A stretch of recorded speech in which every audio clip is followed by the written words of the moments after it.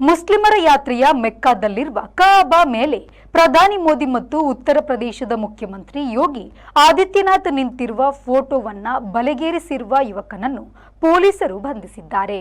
ಕಲಬುರಗಿ ಜಿಲ್ಲೆಯ ಜೀವರ್ಗಿ ತಾಲೂಕು ಪೊಲೀಸ್ ಠಾಣೆ ವ್ಯಾಪ್ತಿಯ ಯಡ್ರಾಮಿ ಬಳಿಯ ಇಜೇರಿ ಗ್ರಾಮದ 22ರ ಯುವಕ ಆನಂದ ಗುತ್ತೇದಾರ್ ಬಂಧಿತ. ಸೌದಿ ಅರೇಬಿಯಾದ ಮೆಕ್ಕಾದ ಕಾಬಾದ ಮೇಲೆ ಭಗವಾ ಧ್ವಜ ಹಾರಿಸಿ ಅದರ ಮೇಲೆ ಭಗವಾ ಧ್ವಜದೊಡನೆ ಪ್ರಧಾನಿ ಮೋದಿ, ಉತ್ತರ ಪ್ರದೇಶದ ಮುಖ್ಯಮಂತ್ರಿ ಯೋಗಿ ಆದಿತ್ಯನಾಥ್ ಅವರನ್ನ ನಿಲ್ಲಿಸಿರುವಂತೆ ಫೋಟೋವನ್ನು ರೂಪಿಸಲಾಗಿದೆ. ಅವರ ಕೈಯಲ್ಲೂ ಭಗವಾ ಬಾವುಟವಿದೆ. ಎಡಿಟ್ ವಿಕೃತಿಯ ಈ ಫೋಟೋವನ್ನು ಆನಂದ ಗುತ್ತೇದಾರ್ ತನ್ನ ಇನ್ಸ್ಟಾಗ್ರಾಂ ಖಾತೆಯಲ್ಲಿ ಪ್ರಕಟಿಸಿದ್ದು ಅದು ವೈರಲ್ ಆಗಿದೆ. ಇದರ ವಿರುದ್ಧ ಟಿಪ್ಪು ಸುಲ್ತಾನ್ ಸಮಿತಿ, ಯಲವಾರ್ ಸಮಿತಿ ಮತ್ತು ಕೆಲವು ಸಂಘಟನೆಗಳು ದೂರು ನೀಡಿದ್ದಾರೆ. ಜೇವರ್ಗ ಠಾಣೆಯಲ್ಲಿ ಪ್ರಕರಣ ದಾಖಲಾಗಿದ್ದು ಪೊಲೀಸರು ಯುವಕನನ್ನು ಬಂಧಿಸಿ ತನಿಖೆಯನ್ನ ಕೈಗೊಂಡಿದ್ದಾರೆ. ಬ್ಯೂರೋ ರಿಪೋರ್ಟ್, ವಿ4 ನ್ಯೂಸ್, ಜೇವರ್ಗಿ.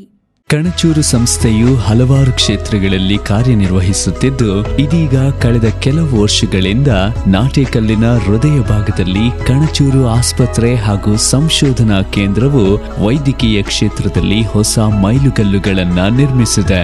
ನುರಿತ ವೈದ್ಯಕೀಯ ಶಸ್ತ್ರತಜ್ಞರು, ಪ್ರಸೂತಿ, ಮಕ್ಕಳ ಮೂಳೆ ಕಣ್ಣಿನ ತಜ್ಞರು, ಸೀಳುತುಟಿ ರೋಗ, ಮೂತ್ರಪಿಂಡ ಶಸ್ತ್ರಚಿಕಿತ್ಸಾ ತಜ್ಞರು ನಿಮ್ಮ ಸೇವೆಯಲ್ಲಿ ಸದಾ ಲಭ್ಯವಿರುತ್ತಾರೆ.